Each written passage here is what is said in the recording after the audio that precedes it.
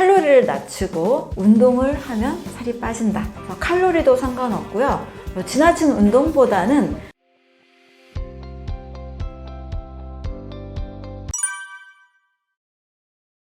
다이어트는 많은 분들이 평생 도전하는 숙제로 알고 계시는데요. 대부분 이 두 가지 접근을 많이 하시는 것이 오히려 해결책으로부터 멀어지는 것 같습니다. 칼로리를 낮추고 운동을 하면 살이 빠진다. 저칼로리와 또 많이 움직이자 운동, 이 두 가지로 많이 생각을 하시는데요.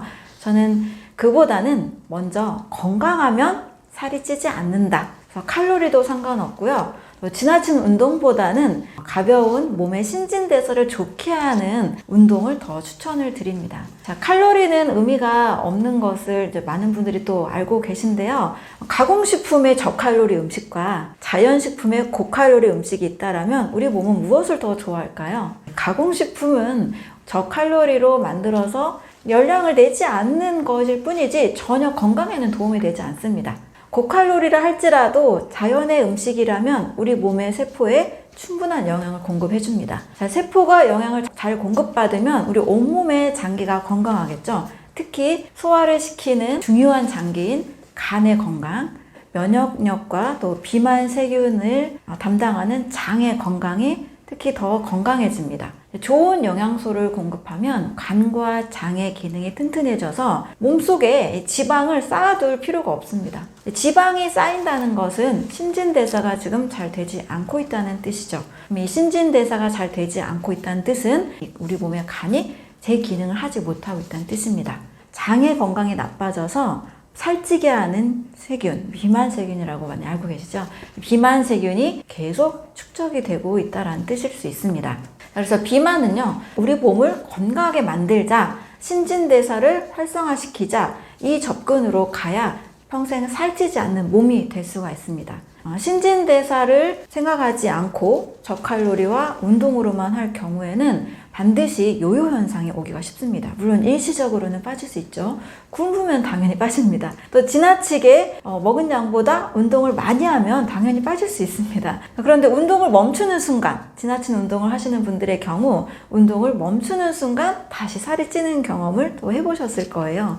그래서 신진대사 강화, 이게 가장 중요하고, 신진대사 강화를 위해서 지방을 분해하고 또 온몸의 영양소를 잘 합성, 가공, 또 저장하는 간의 기능과 장의 기능, 간, 장이 튼튼해지는 식사법에 더 집중을 하실 필요가 있습니다. 그래서 건강하면 살찌지 않으니까요. 살 빼려고 고통스러운 노력을 하지 마시고 어떻게 하면 내 몸을 건강하게 할 수 있을까? 이거에 더 집중하시면 좋겠습니다. 그래서 저칼로리와 운동에만 집중하는 다이어트보다 우리가 좋은 음식을 먹는 것을 더 가장 중요하게 생각해야 됩니다. 좋은 음식을 먹을수록 세포는 충분한 영양을 공급받고 온몸의 장기들이 신진대사가 활성화가 되면서 살이 찌지 않은 몸이 될 수가 있습니다. 그래서 우리 다이어트 하실 때는 이 칼로리에 집착하지 마시고 또 운동도 너무 지나치게 스트레스 받지 마시고 좋은 음식을 먹자, 이것에 더 집중해 주시면 좋겠습니다.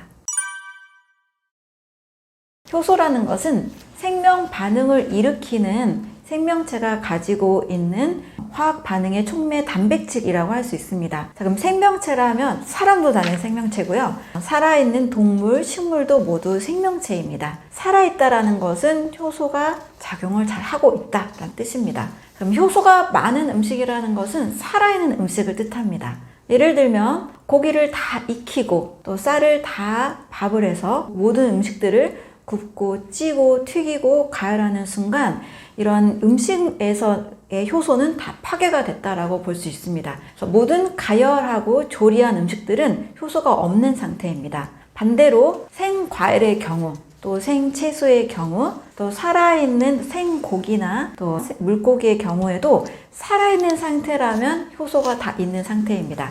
효소는 42도를 기준으로 그 이상이 되면 활성이 다 깨지게 되고요. 그 안으로는 효소 활성이 있는 상태입니다. 따라서 식사를 하실 때는 살아있는 음식을 최소 30% 정도는 먹어야만 우리가 효소가 충분히 공급될 수가 있습니다. 미국의 어떤 동물원의 경우에도요, 동물들이 사료와 다 이 가열 가공된 것과 또 다 익힌 음식만 줬을 때 질병이 일어나고 또 동물이 수명이 짧아지고 대가 이어지지 않는 그런 사고가 일어났었는데요. 동물에게, 육식동물에게, 사자에게는 생고기와 생간을 주고 유인원들, 원숭이, 고릴라, 침팬지 이 동물들에게는 아주 좋은 살아있는 형태의 과일을 줬을 때 사료를 줬을 때보다 훨씬 더 건강해져서 건강이 회복되고 또 질병에 걸리지 않는 모습으로 바뀌게 됐다라는 사례가 있습니다. 그래서 살아있는 우리가 생명체이잖아요. 사람이기 때문에 살아있는 음식, 살아있는 형태, 생과일의 형태, 또 살아있는 채소의 형태 이런 것들을 하루에 일정량을 꼭 먹어주시는 것이 필요합니다. 그래서 효소가 많이 들어있는 음식은 살아있는 형태라고 볼 수 있는데요.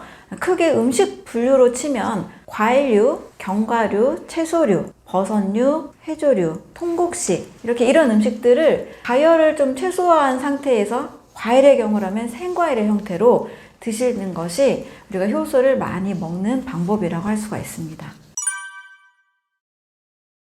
야생동물의 경우 만성질환과 비만이 없다라는 이야기를 들어보셨을 겁니다. 야생동물은 어떻게 살고 있나요? 삼시세끼 시간을 다 정해서 규칙적인 식사를 하고 있지 않습니다. 야생동물은 먹을 것이 있을 때 사냥을 해서 먹을 것이 있을 때 충분히 먹고 배부른 동안에는 먹지 않습니다. 다시 또 배고파지면 사냥을 통해서 또 먹을 것을 찾으러 다닙니다. 자, 이렇게 동물은 본능적으로 살아가면서 배부를 때는 먹지 않고 배고플 때는 먹는 공복과 만복의 원리를 잘 따르고 있습니다. 그렇기 때문에 어떤 천적에 의해서 수명이 닿을 때가 있지만 만성질환, 비만 이런 질병은 없는 것을 볼 수가 있습니다. 근데 사람은 규칙적으로 삼시세끼 먹고 또 간식도 먹고 본능적으로 먹기보다 어떤 때 되면 먹는 느낌들이 좀 많이 있으시죠. 아직 배가 안 고픈데 지금 때가 됐으니까 시간이 됐으니까 식사를 많이 챙겨 드십니다. 자, 그러면 배가 안 고픈데도 또 음식물이 들어와서 우리 몸이 또 소화를 시키고 또 이 음식물을 해결하는 과정에서 내 몸은 점점 더 지쳐가게 됩니다. 쓸데없는 독소가 생기기도 하고 또 불필요한 염증이 생기기도 하고 작은 염증이 사라지면 좋지만 만성 염증으로 더 심각하게 커져가기도 합니다. 요즘은 이런 질문도 제가 받은 적이 있는데요. 배고픈 게 도대체 뭐예요? 라는 질문도 받은 적이 있습니다.